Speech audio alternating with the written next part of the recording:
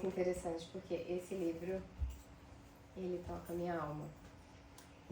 Por mais que eu tenha tentado de todas as formas, e toda sexta-feira que a gente senta para conversar, tem isso, né? Tem um movimento ao qual eu me pego, me recolho para tentar trazer uma fala que ressoe com todo mundo. E vem a primeira fala, vem. E depois eu começo a mergulhar dentro dessa fala, tentando achar outras falas, porque no fundo aquela ali que veio eu acho que não faz sentido. Não, é coisas da minha cabeça, vozes do além. E por incrível que pareça, na hora que eu tava indo hoje, eu tive que ir ao supermercado, eu tava dirigindo, e eu lembrei quando a minha cunhada desencarnou. E me veio assim, a morte. Normalmente a gente fala do desencarne, né? Mas me veio essa palavra, a morte. Na hora eu senti aquele coraçãozinho da saudade que fica, porque a gente tá entendendo que o corpo foi para a Terra, mas que retornou ao plano espiritual, esse ser que nessa encarnação esteve como minha cunhada, assim como teve os meus avós, enfim, cada um tem os seus amores que já por consequência da vida fizeram a passagem. Quando eu lembrei dela, o que eu lembrei? Das alegrias, dos sorrisos, do tempo que a gente conviveu, de todas as falas dela quando ela chegava na minha casa e dizia: nossa Cunha, você está cada vez mais linda. Então a marca que ela deixou na minha alma foi essa. Essa é a memória. Em momento algum eu procurei nessa caixinha me culpar pelo tempo de não ter convivido com ela, porque o que eu convivi foi muito, muito especial. Essa é a verdadeira essência. É você estar presente hoje na vida de quem você ama, de corpo, alma e mente, para que depois não se arrependa, para que depois o arrependimento não te sufoque, porque aquilo que eu senti não foi desespero, foi apenas a saudade. E aí, entrei eu dentro da minha casa, fiz tudo que eu tinha que fazer, tem uma mesinha e entrei em oração naquela mesinha, porque de novo eu queria pensar no que eu ia conversar com vocês, porque eu não estava satisfeita com a mensagem que tinha vindo. E quando eu olhei para a porta da minha casa, e aí eu tenho que respirar para não me emocionar, porque não tem como, eu vi um casal. Ah, esse casal. Esse casal é o meu avô e a minha avó. Eu digo, pronto, pensei em morte, tô vendo meu avô e minha avó, alguém vai desencarnar. Esse foi o meu lado ser humano. O que eu pensei? Minha mãe tá na estrada. Minha mãe só volta às 7 horas. Veio o meu avô e a minha avó, o que vai acontecer com a minha mãe? É a minha mãe. Comecei a rezar, assim, meu Deus do céu, protege essa senhorinha, que ela chegue. Eu vi o carro passar aqui e fiquei tranquila. Tá aqui ela, graças a Deus. Então não era ela. E aí nos deparamos, hoje as meninas estavam aqui, eu disse pra elas, eu não sei o que eu vou conversar com essas pessoas. Eu realmente não sei. E aí me abre sobre a morte. A gente ainda tem que aprender a confiar e eu me incluo muito nessa fala. Eu comecei a entender o processo da morte, né? Não tem como, por mais que a gente tenha todo o conhecimento sobre a espiritualidade, por mais que eu tenha nascido dentro de um berço onde falava sobre desencarne, não tem como não sentir. Não tem como não chorar, não tem como não sentir isso de corpo, alma e mente. Porque o que acontece? Por mais que vai existir o desencarne, a morte desse corpo, essa pessoa, no caso, do jeitinho que tu conheceu nessa encarnação, chegou ao fim. Tu vai continuar, ela vai continuar no plano espiritual, em breve, se permitido Deus, nós nos reencontraremos, mas aquilo que foi vivenciado, aquele amor, aquela partícula de amor, sim, chegou no fim, naquela vida, daquela forma. Ela continua existindo, mas de outra forma. E isso me fez enxergar o quão precioso é o tempo. O tempo que a gente constrói convivendo com os nossos amores. Porque quando a gente passa pelo processo do desencarne, tem sempre alguém na família que tem que assumir a frente, por mais que tá com o coração partido. Mas tem alguém que vai ter que enfrentar a parte burocrática, que vai ter que ir até, não sei nem o nome do negócio, da funerária, vai ter que escolher o caixão. E o mais triste disso é que na escolha do caixão vão te perguntar qual é a medida, quanto que pesa, qual é a altura, não sei o quê. É como se medisse uma roupa. Porque é só um corpo para eles. E sim, é só um corpo. Mas é o corpo de alguém que eu amo muito. E que foi emprestado para que essa pessoa convivesse comigo tanto tempo. A gente pode entrar no apego, de dizer que isso é apego, mas isso também é parte do processo. Isso faz a gente ser humano. Entender que dói. E que cada um tem o seu processo de luto. Quando eu fiz um curso sobre visões, projeções, um monte de coisa, uma mulher maravilhosa que me instruiu, ela disse algumas coisas que eu fiquei refletindo hoje, quando eu ouvi uma palestra sobre morte, porque, queridas, botei uma palestra de Maíra Rocha, e as duas palestras que eu botei sem querer falavam-se sobre morte. Então a morte me circulou hoje. Andou com aquele facão do meu lado. Eu tava ficando um pouco aflita, mas tudo bem. Nas duas palestras ela trouxe uma reflexão que eu não tinha. E a reflexão foi justamente que a gente precisa sim ter as fotos das pessoas que a gente amou, que continua amando, que sim faz parte, elas foram parte de tudo isso. Não para cultuar, não para ficar sofrendo, chorando, se lamentando, não. Mas para dizer assim, quando eu vi o meu avô e a minha avó na porta de casa, que eu ainda não entendi caso de que eles não entraram, que eu até disse, entra, fica à vontade. Enfim, a gente quer que eles continuem parte dessa vida aqui, ó, no nosso coração. A gente quer. A gente quer sentir que não acabou, porque realmente não acabou. Então, só porque a pessoa desencarnou, eu guardei todas as fotos, porque no curso era isso que ensinavam, que a gente não podia ter as fotos das pessoas que desencarnavam. Mas isso me machucava, porque eu queria olhar para minha avó de novo. Porque é essa lembrança, porque o que fica? É a lembrança. E a nossa mente é uma coisa de louco que a gente vai esquecendo. Vai apagando, sutilmente. E aí quando eu peguei a foto eu disse, nossa, é igualzinho, o rosto está igualzinho. Quase senti o cheiro. E é isso que fica, é o amor, é a presença, é esse sentimento de preenchimento. Volto a dizer, não é para rogar e se desesperar. Vai ter um tempo que sim, a gente vai ficar nessa dor, que é natural. Porque daí, como conta a história, é parte desse desapego para que aí então a gente aprenda a desencarnar. Que é soltar essa posse que a gente carrega. É meu marido, é minha filha, é meu. Não é meu nada. Que não é meu nada a gente tem que aprender, né? Não é meu nem esse corpo que me foi emprestado. E aí eu vou ter que devolver. E aí a dor daquele que está devolvendo esse corpo para a terra é tão grande, e às vezes a culpa é tão grande que quer escolher o melhor caixão. Os melhores buquês, as melhores flores. Mas enquanto essa pessoa esteve viva, quantas vezes você levou flores? Eu já disse, eu não quero flor na hora do meu enterro. Eu quero em vida. Eu quero cuidar das minhas flores em vida. Essa é a verdade. Que a gente possa cuidar dos nossos amores em vida.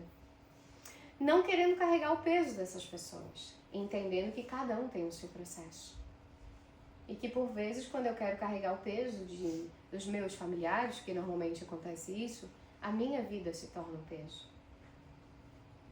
Porque eu estou carregando parte que não é minha. Porque eu estou apegada a servir o tempo todo. E aí quando essa pessoa desencarnar, a dor em mim vai ser muito maior. Porque eu já não sei cuidar mais da minha vida, eu cuidei o tempo todo da vida de todos. Eu preciso cuidar de mim. E isso é entender que tudo faz parte desse grande bolo. Da consistência de uma vida onde a gente começa a diariamente plantar uma semente nos corações. Porque a morte chega para todos. Só que o desencarne, como diz o livro, é para poucos.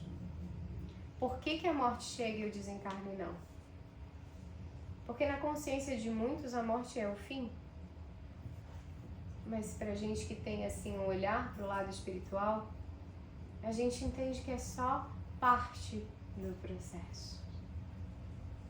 E que quanto mais a gente aprende que essa vida é só uma passagem, que existe vida após a vida, mais leve fica essa caminhada. E aí a gente começa a entender o quão precioso é estar com as pessoas que a gente ama. Só que tem alguma coisa que nos tira o foco. Tem algo que a todo tempo é mais importante. E a gente está ali, de frente com quem a gente ama. Mas é que eu tenho que responder aqui. Mas é que eu tenho que postar agora. E aí a gente esquece de viver. Porque quando esse ser que nós amamos fizer a passagem, esses trilhões de seguidores que estão ali não vão aparecer na tua casa. Mas aquela pessoa que estava ali na tua frente para conversar contigo, para te dar atenção, você não deu. E aí bate o arrependimento de novo. Por mais triste que seja, essa é a nossa realidade hoje. Nós temos pouco tempo na Terra. Nós já vivemos, eu sempre digo, eu estou com 37, então estou aqui, ó. Não sei quanto tempo eu tenho na Terra. Qual é a marca que a gente vai deixar? Será que vão lembrar da gente da mesma forma que eu lembrei da minha cunhada? Eu não lembro da minha cunhada reclamando de ninguém. E não é porque ela desencarnou que virou santa, não. Não, jamais.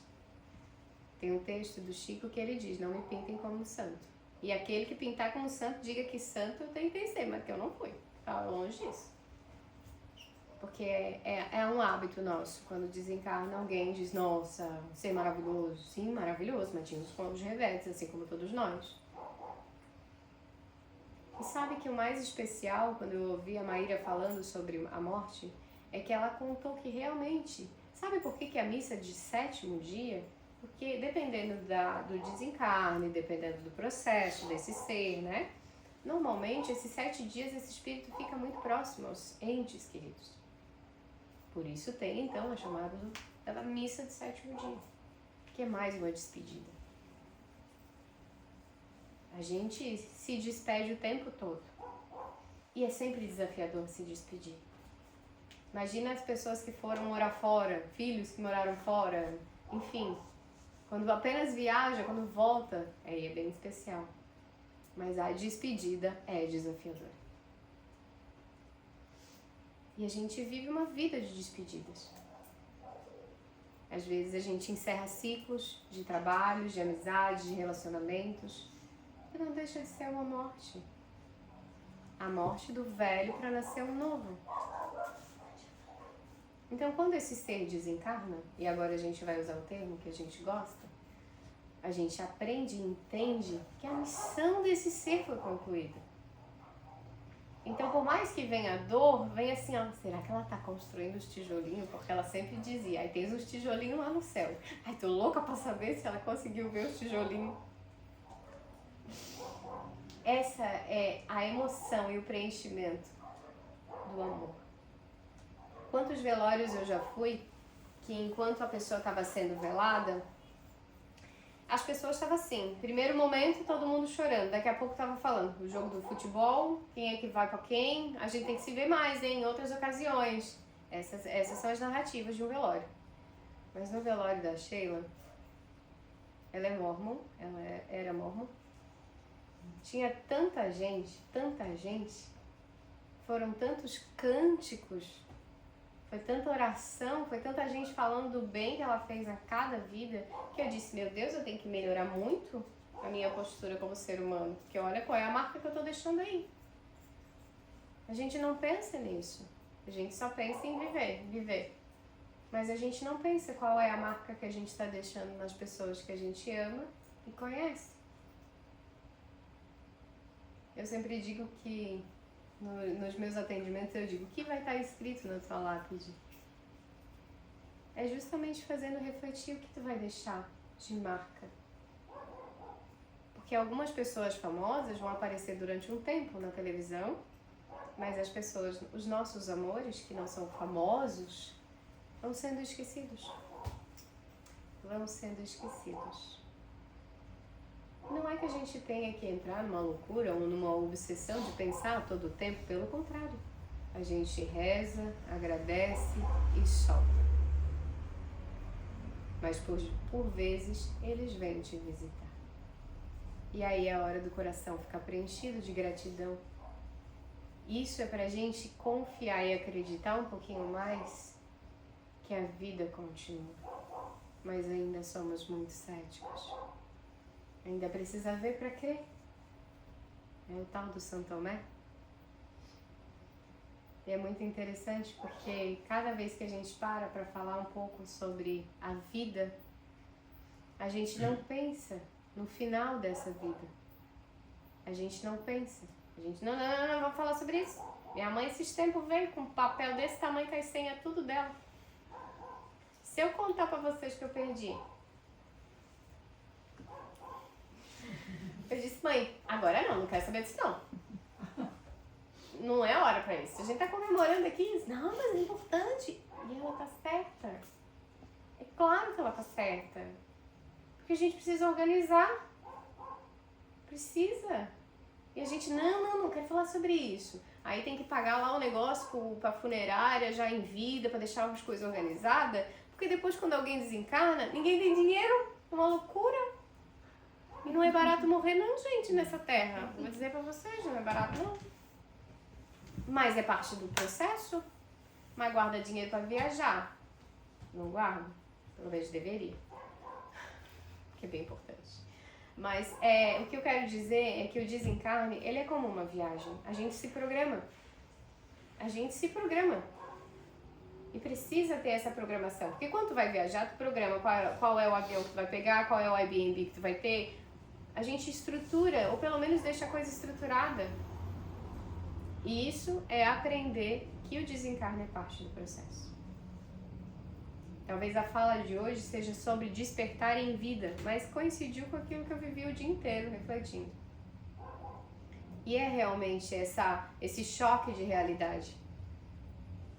Quando a minha avó desencarnou, que foi a mais próxima da minha família, eu respirei fundo e eu disse, bom, agora os mais velhos é meu pai e minha mãe. Lida com isso, né?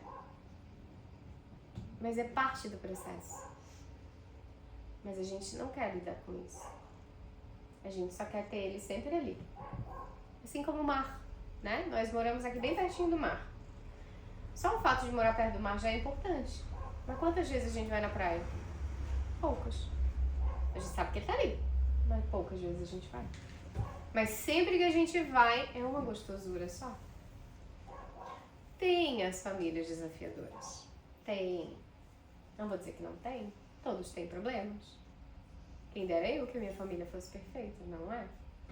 Mas é uma construção diária. De que cada um tá fazendo a sua parte dentro da sua consciência. Eu não posso exigir do meu irmão, do meu pai, da minha mãe, que eles sejam X ou Y. Cada um tem a sua forma de enxergar e de viver a vida. Meu irmão é o máximo. Meu irmão é maravilhoso. Ele parou o carro aqui na frente e disse, nossa, que bonito. Eu disse, venha, entre. Não, hoje não. E é assim. Porque é parte do processo de cada um. É parte. Entender que a irmãzinha dele cresceu também é um desafio. Então na cabeça de cada um fica realmente esse e quando for alguém perto? Como que vai ser? Isso a gente está falando pelo lado de quem fica na Terra. E normalmente a gente diz, nossa, quando morrer, como é que eu vou ficar agora? E a gente esquece de olhar que tem um lado no espiritual também, que é um grande processo. Tem um processo imenso por trás do desencarne para quem vai, para quem faz a passagem do pós-vida. Mas a gente se apega, e agora como é que vai ser? O que será de mim? Será de ti nada? Ninguém nasceu grudado. Vamos viver. Vamos.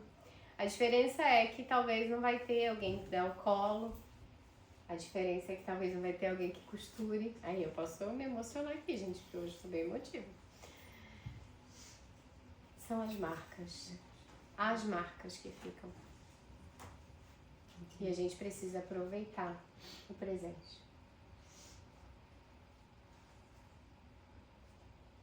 Quem nunca sentiu essa dor?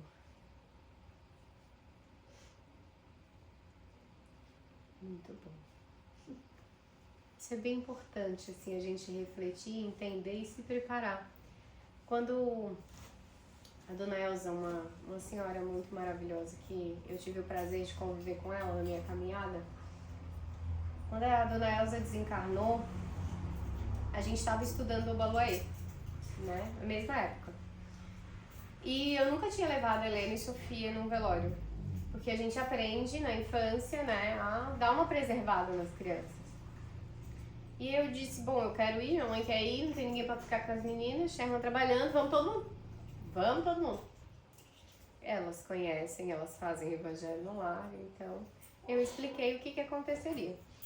Elas ficaram no lado de fora, a gente entrou, velou o corpo e só na hora de enterrar que elas foram para próximo do, enfim, de onde seria o sepultamento. Na hora que a Helena jogou as pétalas, porque deram para as crianças pétalas para jogar, a Helena, eu perguntei, Helena, como você tá? A Helena disse, mamãe, tá tudo bem, é só o corpo. É só o corpo. E é só o corpo. Ali eu tirei o que de aprendizado? Que quanto mais natural eu trouxer para ela esse processo, mais fácil fica para ela no futuro. Só que a gente não aprendeu dessa forma.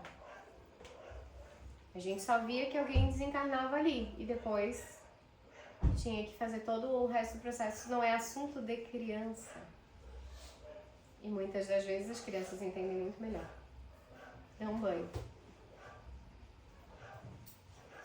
Eu lembro até hoje, quando a minha tia estava conversando com um sobrinho e ela falou para esse sobrinho, né, que o Biso tinha virado estrelinha e tinha retornado, tinha virado estrelinha.